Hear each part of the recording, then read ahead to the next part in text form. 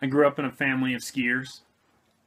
Originally, my grandfather learned how to ski and taught himself how to ski and made all of his gear in his garage in the Black Hills of South Dakota.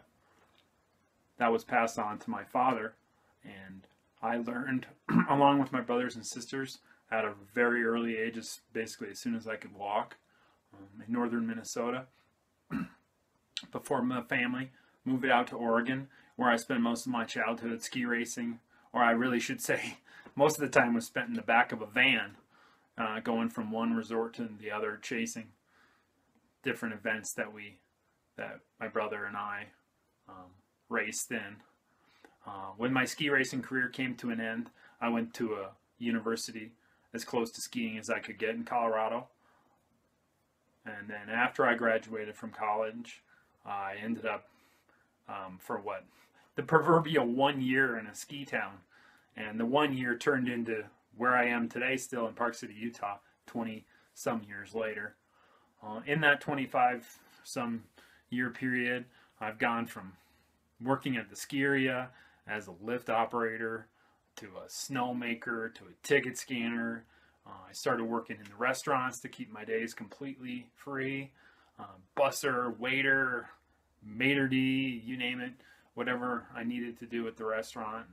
I went from one restaurant to another as I found better restaurant jobs, and eventually I completely burned out of that and turned to this new thing called the internet about 15 years ago, and came up with a business that allowed me lots of free time to ski and more ski.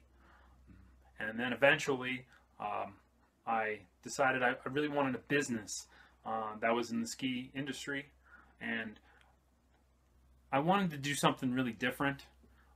Over time, I'd grown very much disillusioned and angry about the manner of and evolution of the ski industry in terms of what you pay for the products, availability of quality at a decent price, and it really frustrated me that the prices just keep going up and going up and going up. And then at some point, when manufacturing started to shift towards Asia, I sort of assumed at the time, like every other product that you buy, that the prices would start dropping, and I didn't have to resort to shopping in the summer and sales and bargain basements, ski swaps, buying stuff used. It just seemed so crazy to me that I could just walk into a store and buy what I wanted to, at a reasonable price. So that was the foundation of what we wanted to do with Freed the Powder gloves. We wanted to make a premium product and charge half as much. And we didn't decide on half as much by looking at a bunch of accounting and deciding cost-benefit analysis. No, I just simply wanted to charge what I wanted to pay as a consumer. I figured if I made a really good glove at a really good price, that was going to be successful, and it was going to allow me to have the flexibility in life to ski and to do other activities that I want.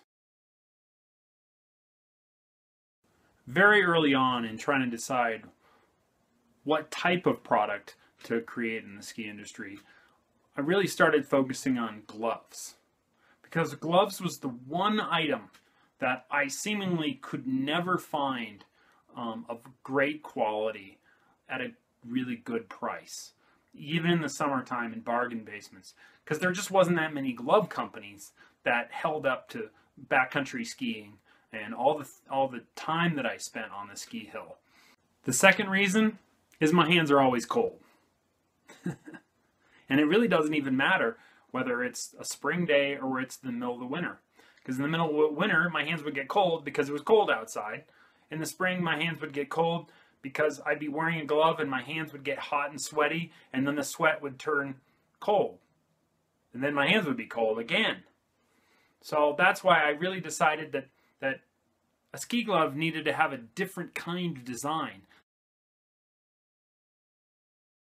Through a lifetime of using ski gloves, I thought I had a pretty good idea of what needed to go into a ski glove in terms of design to give a glove much better warmth and much better dexterity.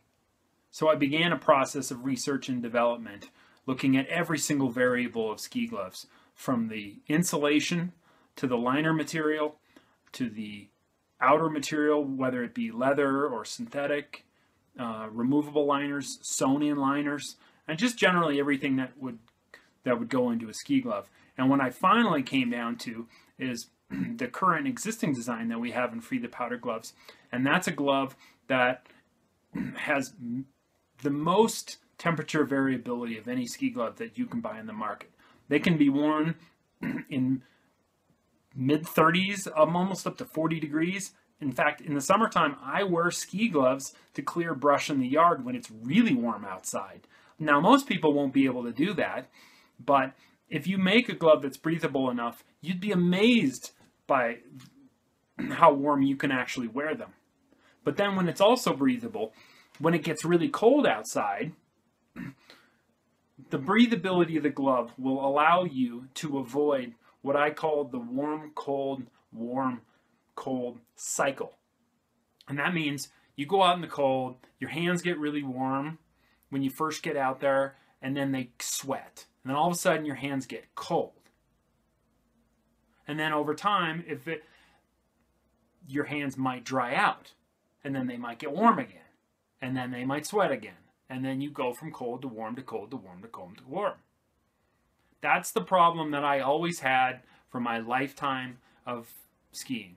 My hands would be cold, and then they'd be warm, and it would just seem like I couldn't just go out on any given ski day and have my hands just be comfortable the entire day.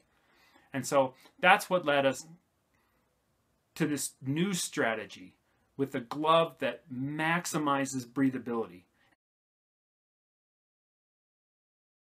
The best ski glove for most conditions and most days is a removable liner ski glove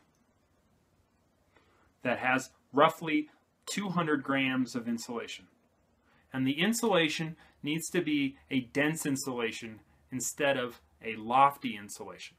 Lofty insulations are excellent in terms of warmth, but they're not great for dexterity.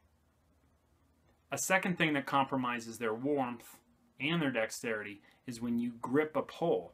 When you grip a pole, you compress the loft and it loses its thermal dynamics. The liner also needs to have a soft, highly breathable material that is tough and holds up. That's why we use fleece. The shell of the glove needs to be a combination of breathable materials and tough materials. On the palm, we use cowhide. And what we use a cowhide that's a bit thicker than other companies because we feel the glove really needs to hold up through all kinds of abuse. Most of the last 20 years I've spent backcountry skiing. And backcountry skiing, which uses climbing skins, ice axes, ropes, things like that, is extraordinarily hard on gloves. So that's why we use leather.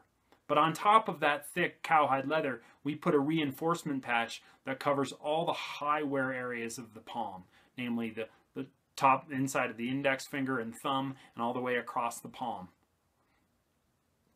On the back of the hand of the glove, we really focus on breathability.